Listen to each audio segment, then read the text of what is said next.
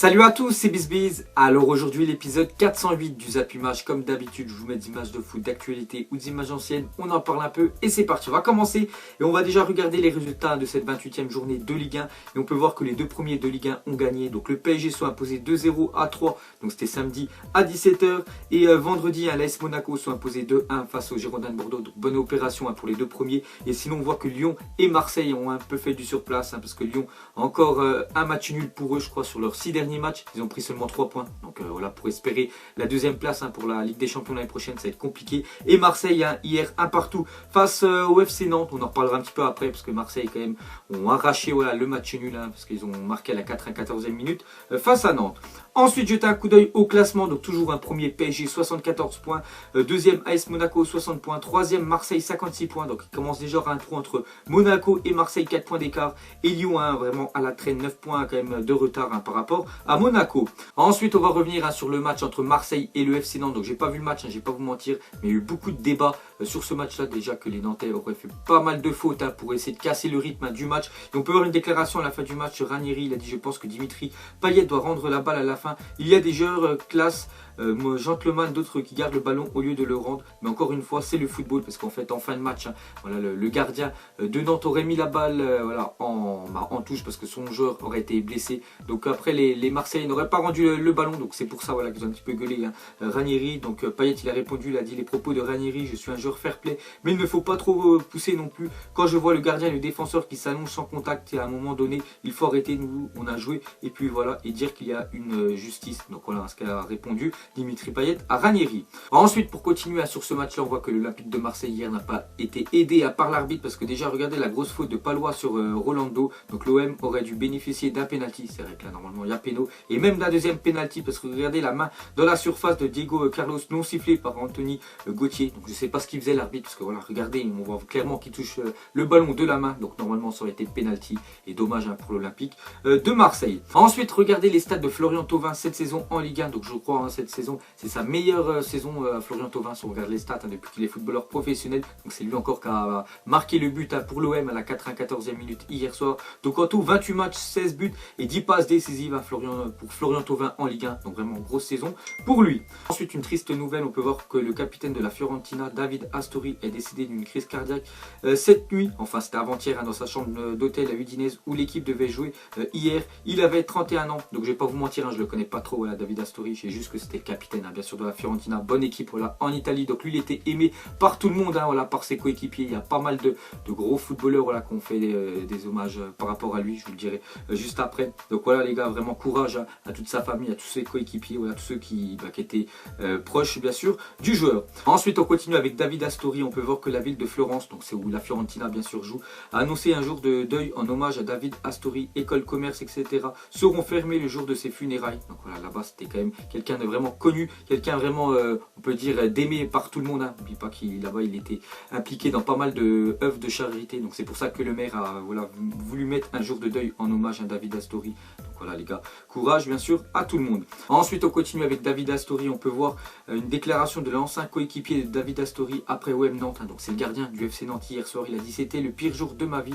C'est une honte qu'il n'y a pas eu une minute de silence pour la mort d'un joueur international. Zéro respect. C'est vrai que la LFP aurait pu faire une minute de silence. Ça coûte rien. Et bien sûr, c'est quand même un joueur professionnel. Même si c'était pas dans le championnat français, ils auraient pu faire ça. Et là-bas en Italie, pour ceux qui savent pas pourquoi tous les matchs ont été annulés, c'est à cause bien sûr du décès d'Astori. Et pour finir avec David Astori, regardez le très bel hommage de Buffon à David Astori sur Instagram. Il a dit: ta petite fille mérite de savoir que son papa était un homme bien, un grand homme bien, bravo, vraiment tu étais l'un des plus beaux sportifs que j'ai rencontré. Donc voilà le bel hommage bien sûr de Buffon sur Astori. Ensuite les gars, on va partir au Brésil et on va prendre des nouvelles de Neymar, parce que vous savez que Neymar a été opéré samedi et officiel, Neymar a été opéré avec succès selon l'attaché de presse de la CBF. Donc voilà, bonne nouvelle pour les supporters du PSG. Donc voilà, il a été opéré avec succès, mais bien sûr il ne sera pas là face au Real Madrid demain. Il ne sera pas là normalement encore pendant 2 mois quand même, Neymar, parce qu'on peut voir des photos après son opération. Donc avant il était en fauteuil roulant et maintenant il est en béquille, Neymar. Donc voilà, maintenant c'est la rééducation pour lui. Il aurait fait une déclaration à la fin de son opération. Il aurait dit: Neymar est déterminé pour revenir avant les 2 mois annoncés par le corps médical brésilien et du PSG. Il souhaite également rejouer avec Paris cette saison. Pourquoi pas, si le Paris va loin en Ligue des Champions, jouer la demi-finale, pourquoi pas la finale. Bon après voilà, on verra bien sûr comment ça se passe et finir voilà quelques matchs à la fin de saison bien sûr avec le PSG. Ensuite pour continuer avec le PSG, regardez les stats de Paris cette saison en Ligue 1. Donc c'est quand même 24 victoires, 2 matchs nuls, 2 défaites, 74 points sur 84 possibles. Ils ont laissé filer seulement 10 points, voilà le PSG. Donc jamais une équipe de Ligue 1 n'a totalisé autant de points après 28 journées. Donc voilà, ils sont en train de faire une saison record, le PSG, qui vont sûrement dépasser les 100 points. Ensuite, une déclaration de Thomas Meunier avant le match.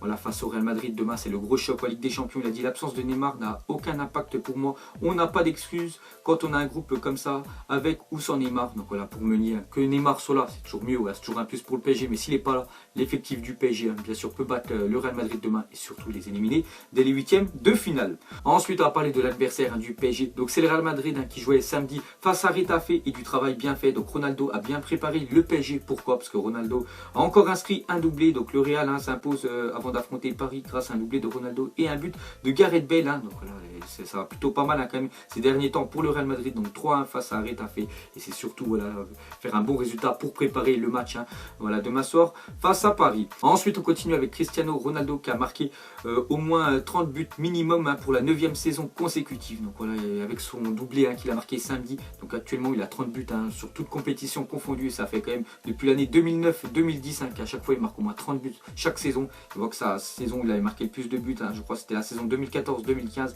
avec plus de 61 buts sur toute la saison, toute compétition confondue. Donc vraiment, respect à Ronaldo. Et une autre stat encore sur Ronaldo est devenu avant-hier le deuxième joueur de l'histoire à atteindre la barre des 300 buts en Liga. Derrière, bien sûr, Lionel Messi, lui qui a 372 buts. Bon, après, Lionel Messi a fait beaucoup plus de matchs parce qu'il a tout fait sa carrière voilà, au Barça, alors que Ronaldo avant jouait à Manchester United. Ensuite, pour revenir sur Lionel Messi, donc lui, avec son but qu'il a marqué hier face à l'Atlético de Madrid, parce que le Barça sont imposés 1-0. Donc Messi a inscrit le 600e but de sa carrière. Donc déjà 600 buts voilà, pour Lionel Messi.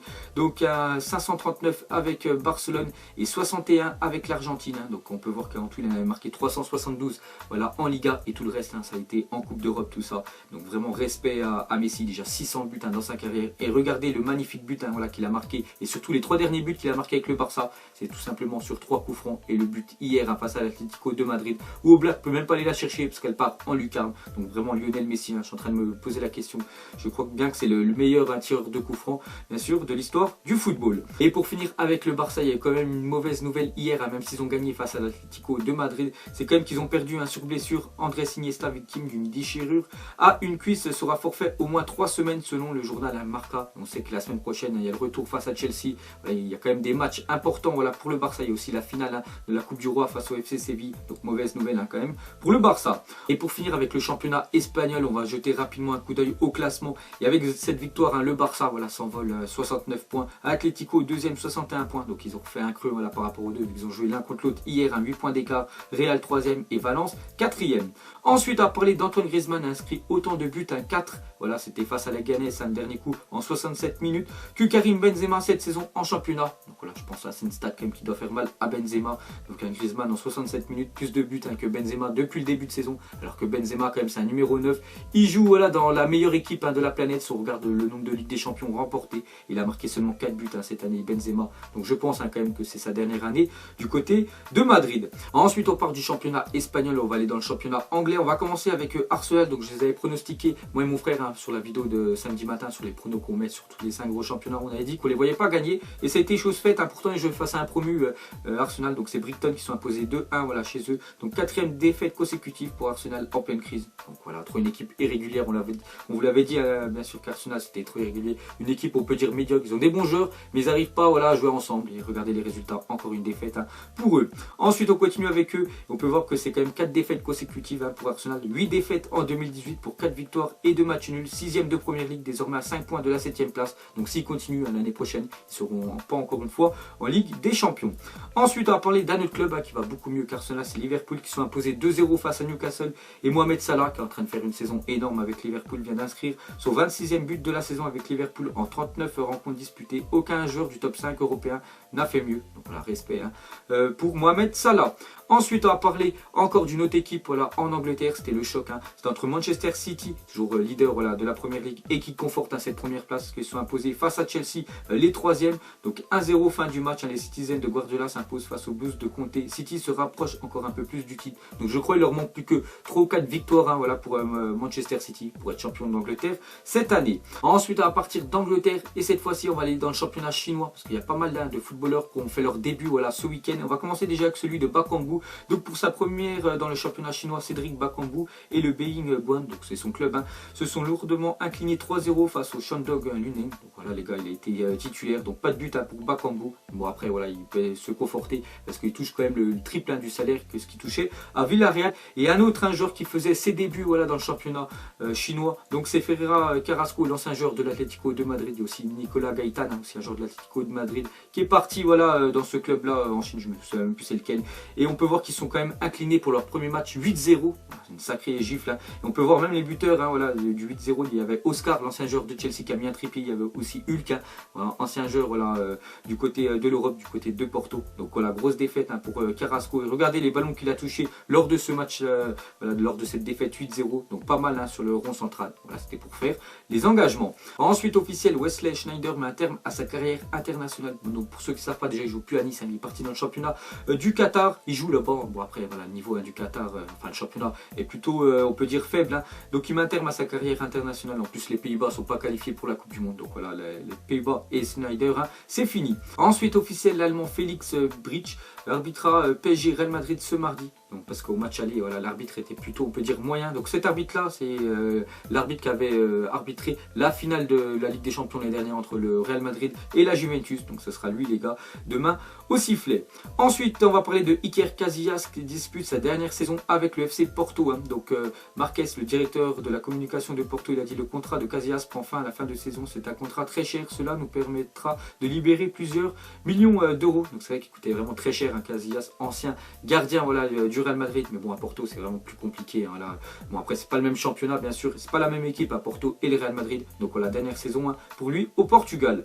Ensuite, on se dirige dans le championnat italien. On va parler de Naples qui a fait vraiment une très mauvaise opération samedi face à l'AS Roma parce qu'ils sont inclinés 4-2. Et surtout, n'oubliez pas que Naples restait sur 10 victoires consécutives. Donc le Napoli peut passer deuxième en cas de succès de la Juventus lors de son match de retard. C'est face à l'Atalanta Bergame. Donc très mauvaise opération pour le Napoli.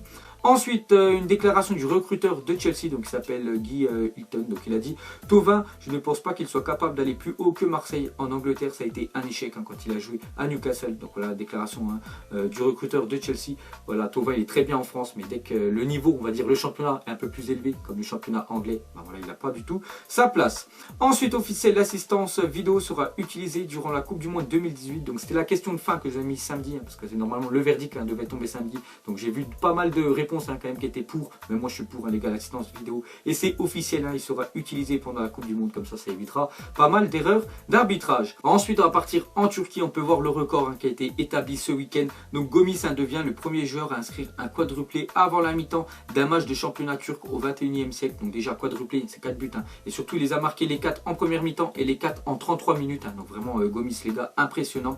Et on peut voir les stats de Gomis cette saison: 28 matchs, 27 buts, 6 passes décisives, le français le plus décisif de la saison. Donc pour vous les gars, Didier Deschamps, bientôt vous savez qu'il va faire sa liste pour la Coupe du Monde. Donc pour vous, est-ce qu'il doit appeler Bafé Gomis, voilà, pourquoi pas, voilà, en remplaçant après titulaire, c'est compliqué, mais être au moins dans le groupe des 23. Donc vous mettrez en commentaire si vous êtes pour le retour de Gomis avec les Bleus, soit oui, soit non. Donc voilà les gars, la fin des Appumages 408. Donc si ça vous a plu, un petit like et je vous ferai l'épisode à 409. Donc on parlera beaucoup de Real Madrid, PSG, le gros choc demain soir. Donc moi je vous laisse et je vous dis à la prochaine comme d'habitude. Ciao à tous. Je sais même pas comment s'appelle, elle doit passer vers 20h. Les yeux rivés vers le ciel, en vrai j'ai mal, j'y pense encore. Mon poteau en cellule, il me manque c'est quand qu'il sort. Ok je me cale, toujours au fond du car. Comme au virage, à Marseille ça crie aux armes. J'ai pas le permis, vas-y la mise prend les commandes. Ne fais pas la pilote, n'oublie pas c'est qui commande.